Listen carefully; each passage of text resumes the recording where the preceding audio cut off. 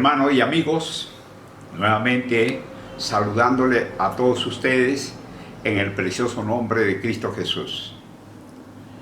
Nos reunimos con ese propósito en una manera virtual, trayéndole el mensaje de las Sagradas Escrituras, palabra viva, palabra eterna.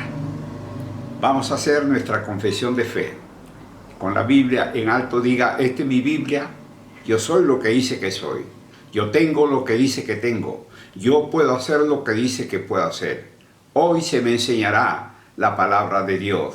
Valientemente confieso que mi mente está alerta y mi corazón receptivo. Yo nunca seré el mismo. Estoy por recibir la incorruptible, indestructible, eterna, siempre viva semilla de la palabra de Dios. Yo nunca seré el mismo. Dígalo fuerte. Nunca, nunca, nunca seré el mismo. En el nombre de Jesús. Amén y amén. Denle fuertes aplausos al Rey de Reyes y Señor de Señores. Amén.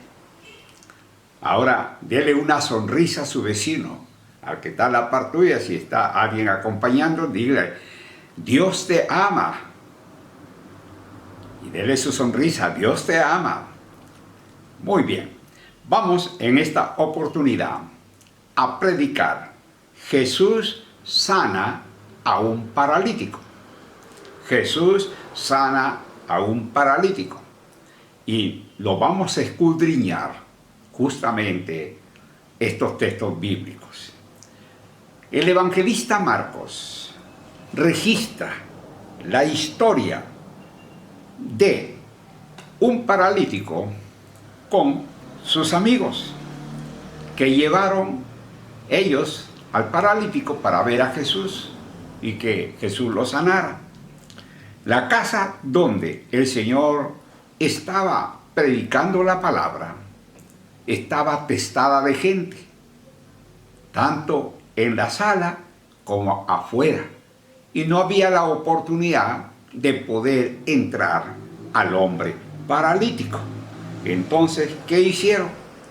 Tuvieron que subirse al techo, y en el techo hicieron una abertura y bajaron al hombre enfermo hasta los pies del Señor Jesucristo.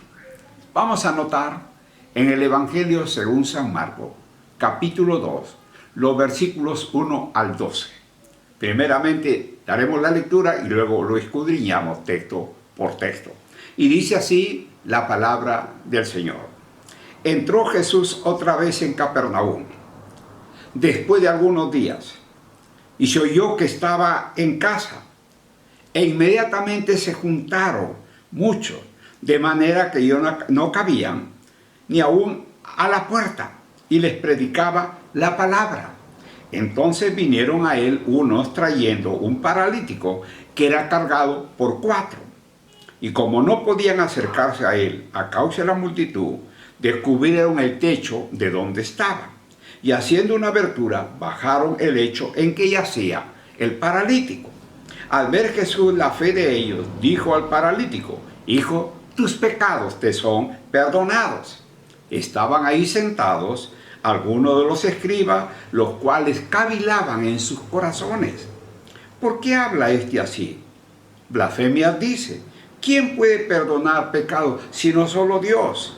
Y conociendo luego Jesús en su espíritu, que cavilaban de esta manera dentro de sí mismo, les dijo, ¿por qué caviláis así en vuestros corazones? ¿Qué es más fácil decir al paralítico, tus pecados te son perdonados? O decirle, levántate, toma tu lecho y anda. El verso 10 dice, pues para que sepáis que el Hijo del Hombre tiene potestad en la tierra para perdonar pecados, dijo al paralítico, a ti te digo, levántate, toma tu lecho y vete a tu casa. Entonces él se levantó enseguida y tomando su lecho, salió delante de todos, de manera que todos se asombraron y glorificaron a Dios, diciendo: nunca hemos visto tal cosa. Muchos de los que acudían a Cristo en busca de ayuda habían atraído su enfermedad sobre sus vidas, y sin embargo Jesús no rehusaba sanarlo. Él lo sanaba de todas maneras. Muchos se curaban de sus enfermedades espirituales, como también se curaban de sus enfermedades físicas. Y el hombre paralítico fue llevado antes a los fariseos. No pasó nada. A los médicos, y no pasó nada. En busca de sanidad, pero no lo consiguió. Vamos a ver, punto número 1, la predicación de Jesús. La predicación de Jesús. Y en Marcos capítulo 2, en el verso 1, entró Jesús otra vez en Capernaum, después de algunos días, y se oyó que estaba en casa. Jesús no nació ni se crió en Capernaum. No obstante, pues dice acá, se oyó que estaba en casa. Hay un pasaje que vamos a ver cuando él dice que también Capernaum llegó a su ciudad. Vamos a ver Mateo, capítulo 9, verso 1. Mateo, capítulo 9, versículo 1. Y dice así la palabra de Dios. Entonces, entrando Jesús en la barca, pasó al otro lado y vino a su ciudad. Vino a su ciudad. Mira, cada aldea, pueblo o nación es ciudad de Jesús. ¿Por qué? Porque Él es el dueño del mundo. Es el creador de este mundo. Entonces, Marcos, en el capítulo 2 y en el verso 1, dice: y se oyó que estaba en casa. Es muy importante que se oiga que Jesús también está en su casa. Dile a la persona que está a la par tuya: es importante que se oiga que Jesús también está en tu casa. Marcos 2:2. Dice la palabra: e inmediatamente se juntaron muchos, de manera que ya no cabían ni aún a la puerta, y les predicaba la palabra. Jesús predicaba el mensaje del reino, predicaba la buena nueva. Y en el capítulo 1, por ejemplo, de Marcos, se establece cómo Jesús se gana el aprecio. Era un personaje popular, experimentaba gran éxito, porque él predicaba y sanaba. Pero ya en los capítulos de Marcos 2 y 3, llegamos nosotros a encontrar que tanto fariseos como escribas comenzaron a azuzar a la población en contra del Señor Jesucristo por su misión y enseñanza que traía. Pero en la Biblia encontramos 3 palabras con las que Dios se ha revelado. La palabra creativa, diga, la palabra creativa. Son palabras de poder y gloria. Son palabras de poder y gloria. Salmo 19, 1 al 6. Salmo 19, 1 al 6. Vamos a anotar en el Salmo 19, 1 al 6. Salmo 19, 1 al 6. Dice así la palabra de Dios en el Salmo 19, 1 al 6. Los cielos cuentan la gloria de Dios, y el firmamento anuncia la obra de sus manos. Un día emite palabra a otro día, y una noche a otra noche declara sabiduría. No hay lenguaje, ni palabra, ni es oída su voz. por toda la tierra salió su voz, y hasta el extremo del mundo sus palabras.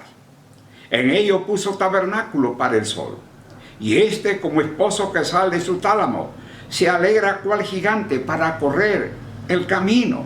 De un extremo de los cielos es su salida, y su curso hasta el término de ellos, y nada hay que se esconda de su calor.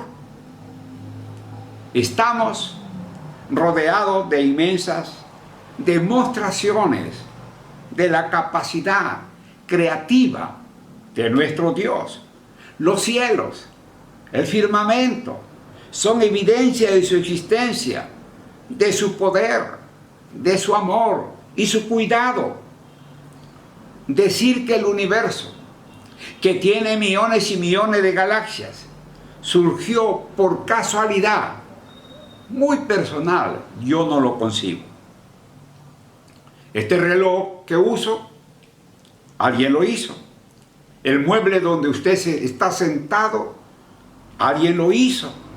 El celular, la laptop, el televisor donde usted esté escuchando este mensaje, alguien lo hizo. No apareció de la nada. No. Así es, el vasto universo, un ser superior lo hizo. Y a ese ser superior se le denomina Dios. Entonces su diseño y sentido de orden que encontramos en el universo son pruebas de que hay un creador que intervino en una manera personal.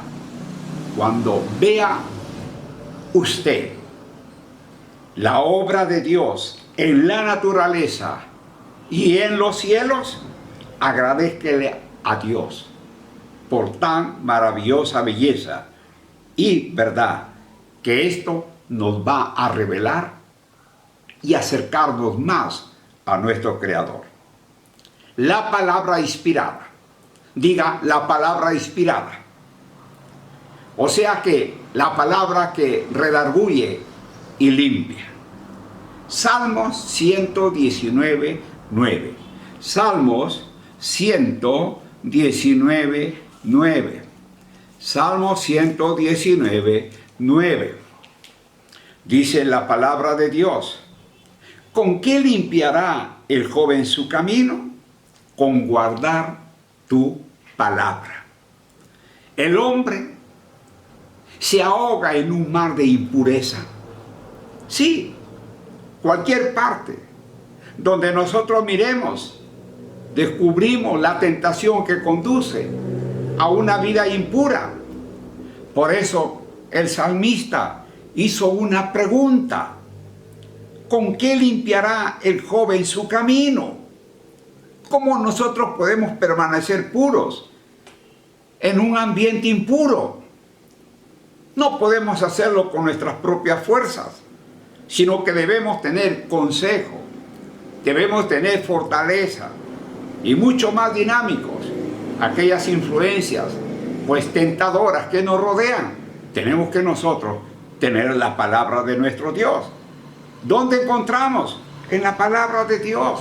¿Dónde encontramos la fortaleza, la sabiduría? A leer la palabra y a practicar lo que dice la palabra. ¿Con qué limpiará el joven su camino? Con guardar tu palabra. La palabra encarnada. Diga la palabra encarnada. Se hizo carne, es la fortaleza, es la palabra que salva. Juan 1:14. Juan 1:14. Y encontramos en Juan 1:14. Dice la palabra de Dios: y aquel verbo fue hecho carne y habitó entre nosotros, y vimos su gloria, gloria como del unigénito del Padre, lleno de gracia y de verdad.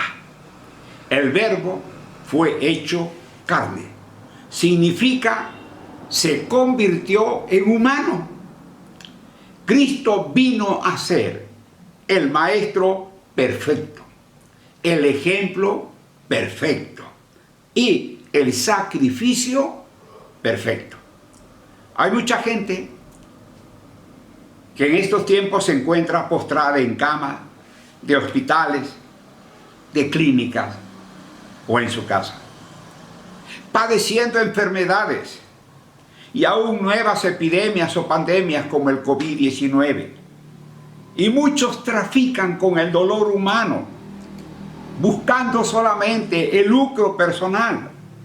Y hay algunas personas que se quejan diciendo que Dios le puso ese virus a su cuerpo para su honra y su gloria. Si así fuera lo que hablan esas personas, ¿por qué van al médico? ¿Por qué toman medicina? Ahora, si alguien dice que la enfermedad o el virus que tiene su cuerpo es voluntad de Dios, entonces es un pecado buscar la sanidad.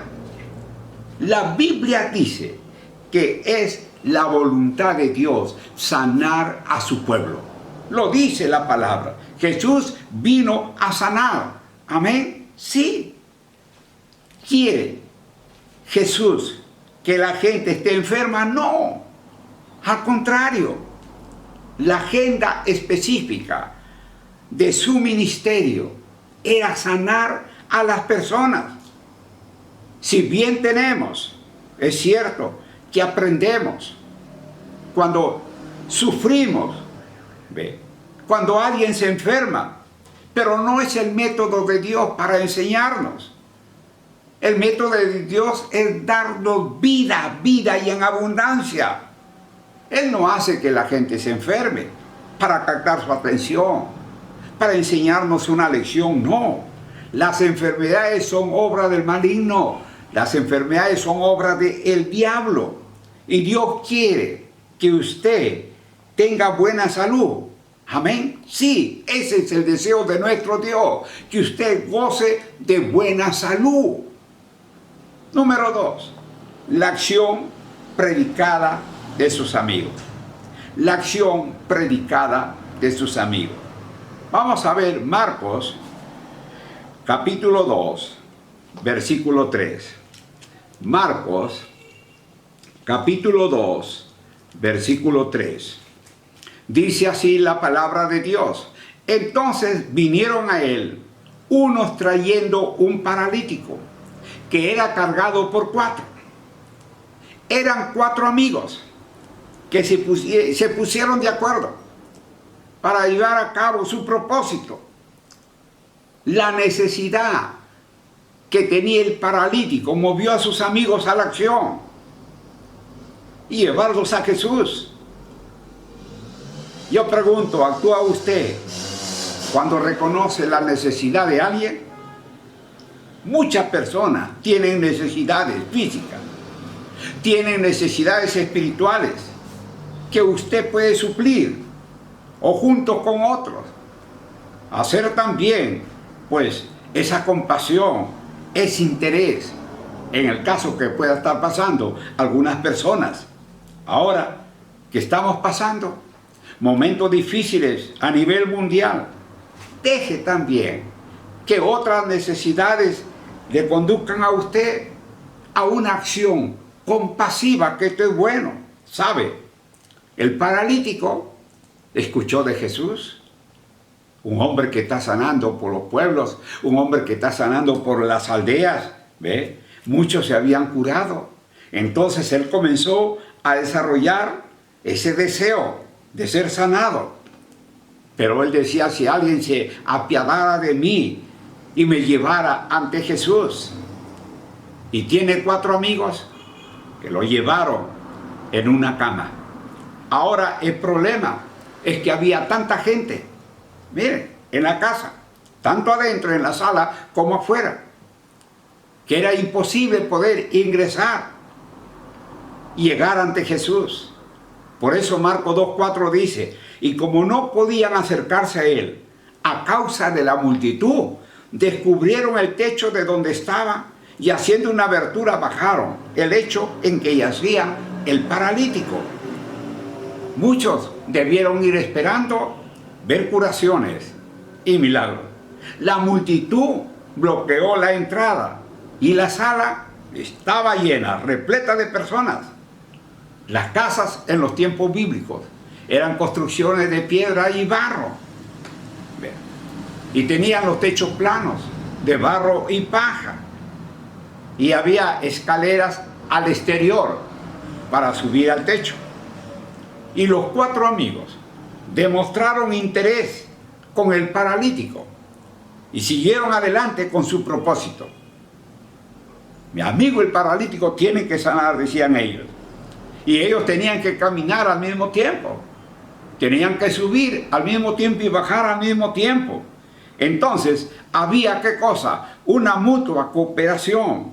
Dice así la palabra, y como no podían acercarse a él a causa de la multitud, descubrieron el techo donde estaba, y haciendo una abertura, bajaron el lecho en que yacía el paralítico.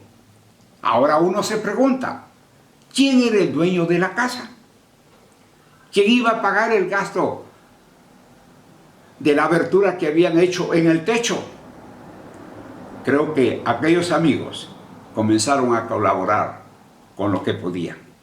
El hombre paralítico solo debía dejarse llevar dócilmente y obedecer. Estos amigos llevaron al inválido por las escaleras exteriores hasta el techo. Y ahí fácilmente pudieron hacer una abertura en el techo de barro y paja para bajar a su amigo donde estaba Jesús.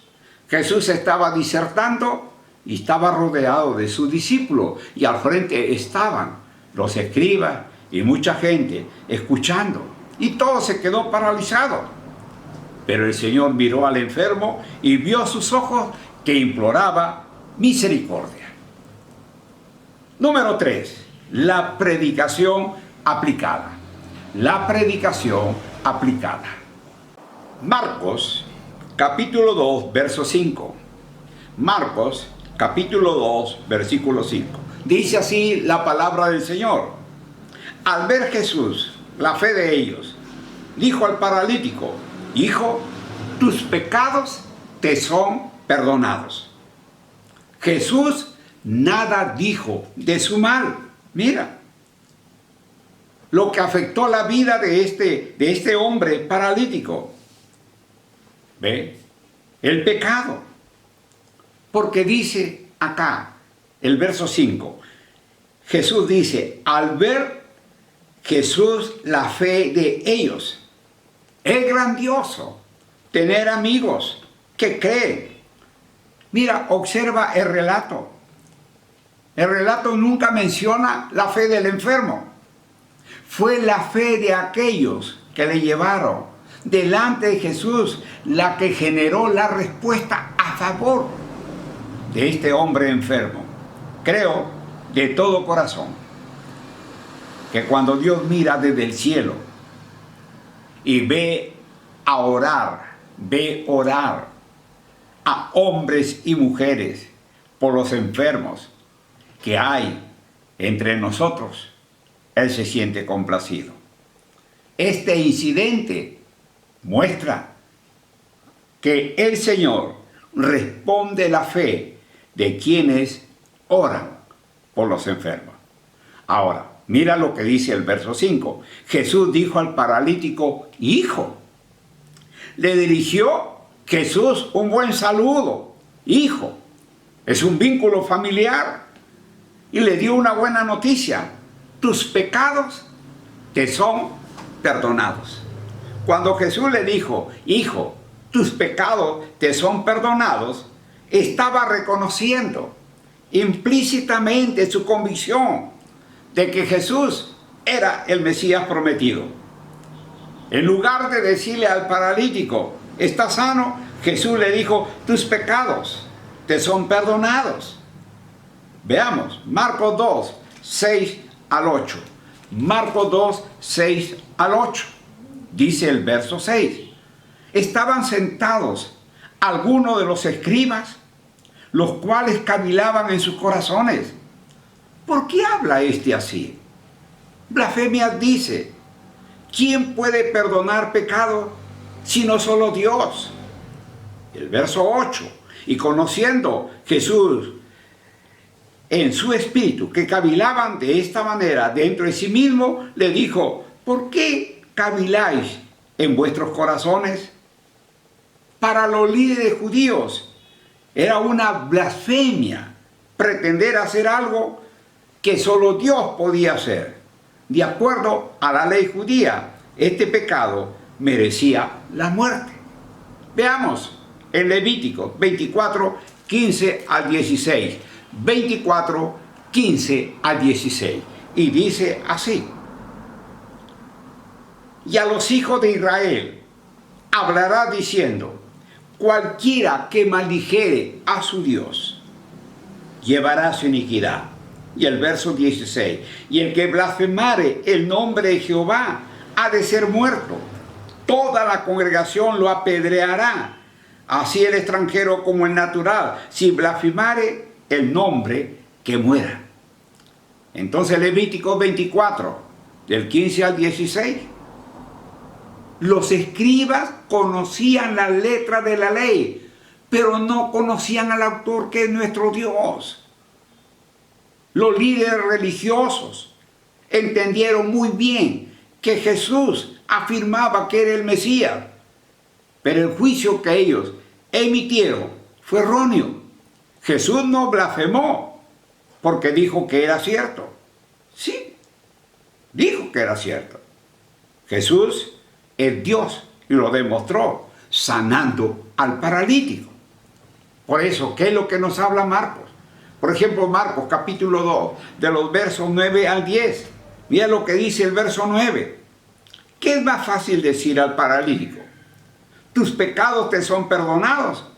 O decirle: levántate, toma tu lecho y anda.